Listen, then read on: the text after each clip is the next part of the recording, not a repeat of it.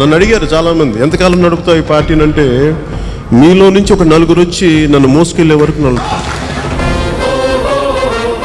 Janasena party లేకుండా తెలుగు రాష్ట్రాల రాజకీయాలలో ఉయ్యాల వాడ నరసింహారెడ్డి అనేసి చెప్తున్నాం.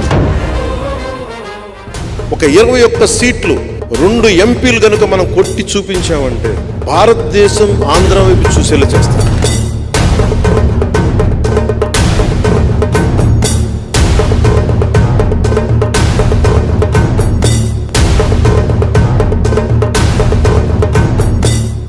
జనసేన మీ సేన, సామాన్యుల సేన, మన భారతదేశపు సేన. జనసేన పార్టీకి తీపి కబురంది. ఆ పార్టీకి కేంద్ర ఎన్నికల సంఘం గుర్తింపు దక్కింది. ఈ మేరకు ఆంధ్రప్రదేశ్లో గుర్తింపు పొందిన పార్టీల జాబితాలో జనసేనను చేరుస్తూ ఎన్నికల సంఘం నిర్ణయం తీసుకుంది.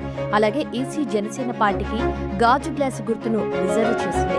జనసేన పార్టీ అధ్యక్షుడు పవన్ కళ్యాణ్ కేంద్ర ఎన్నికల సంఘం లేఖ రాసింది. ఇక ఆంధ్రప్రదేశ్లో 2024 సార్వత్రిక ఎన్నికల్లో జనసేన పార్టీ పోటీ చేసిన 21 అసెంబ్లీ స్థానాలు, 2 లోక్సభ స్థానాల్లో ఘన విజయం సాధించింది.